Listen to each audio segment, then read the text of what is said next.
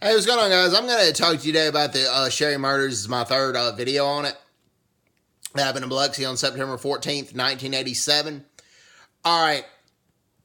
A private investigator had helped the police, or I should say helped the FBI task force, and the FBI task force was largely headed by FBI Special Agent Keith Bell. And the private investigator found some ties with Kirksey Nix and Bobby Joe Fabian. And Bobby Joe Fabian was serving time for another murder, and Bobby Joe Fabian was with the Dixie Mafia. Well, Bobby Joe Fabian denied any involvement in the Sherry murders, but he said Kirksey Nix was involved. And then Bobby Joe Fabian as well gave the name of John Ransom. Well, one of Pete Halat's law employees had noticed John Ransom outside the Halat and Sherry law office a few weeks before the murders took place. And he noticed it was John Ransom because John Ransom, the way he came off the curb into the parking lot, he limped a certain way because Ransom had a prosthetic leg. Well, the weeks before the murders took place, John Ransom had murdered another person, and he was serving time in Georgia for another murder. Well, John Ransom refused to cooperate with authorities for a long time, finally agreed to. Well, Ransom admitted to supplying the weapon, the .22 caliber pistol that was used in the murder, but he didn't pull the trigger. Ransom admitted to supplying the weapon. He gave the weapon to LaRae Sharp, who was Kirksey Nix's girlfriend. And even though Kirksey Nix was in prison, his girlfriend was LaRae Sharp, which also happened to be Pete Halat's law secretary. So they had enough information on that. And then the strip club owner in Biloxi, Mike Gillich, was implicated as well. They had the FBI had the conspirators.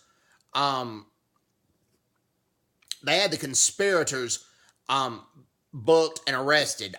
Nix was given 15 years in addition to his life sentence that he was already serving. Mike Gillich was given 15 years, and then John Ransom was given 15 years in addition to his life sentence. But even though they had the conspirators, they didn't know who pulled the trigger. But Gillich agreed to testify and cooperate with authorities for reduced prison sentence. And Lynn Sposito, who is the daughter of Vince and Margaret Sherry, believes that Mike Gillich was repentful and remorseful. Mike Gillich passed away from cancer in 2012, but she said the last time she talked to him, he had tears in his eyes and was genuinely repentful of his involvement. Well, Mike Gillich and John Ransom, John Ransom supplied the weapon, and Mike Gillich helped with the car, supply the car that was used in the murder. And Mike Gillich agreed to cooperate with authorities. Mike Gillich said that Halat went to him and said that Vince Sherry was embezzling money. And that Vince Sherry was embezzling money from the Lonely Heart scam, even though it was Halat that was doing it, that Halat had embezzled $100,000. Well, Mike Gillich had said that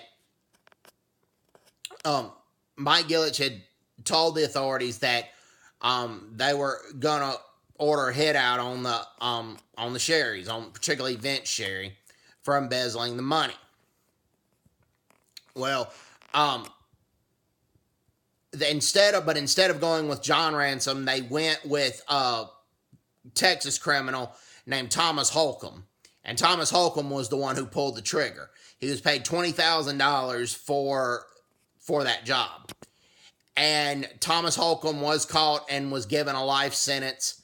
Pete Halat still to this day denies involvement in the murder, but there's been a lot of testimony and a lot of evidence against him. Now, he still to this day and denies involvement in the murder. He had served 15 years for the conspiracy to commit murder, and now, as I pointed out in previous videos, he's out of prison. But between the times, Pete Alette, he didn't get in prison and convicted until 1996 or around that time.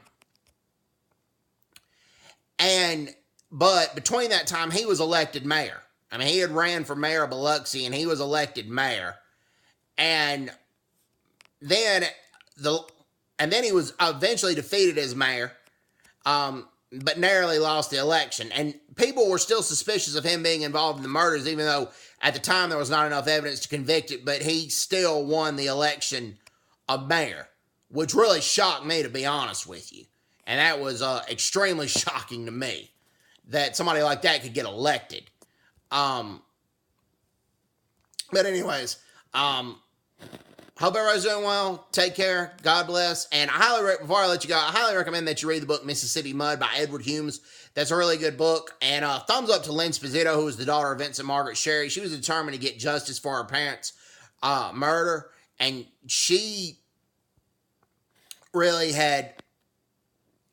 did a good job trying to get those responsible brought to justice. And Lynn Sposito always had hated Pete Alette. Even when she was 3 years old, she said he had extremely evil eyes. She said she could look, and this is in the book Mississippi Mud, she said you could look into his eyes and see evil, and she was not ever fond of him, even though Alette had been a family friend to the Sherrys and a law partner to Vince Sherry.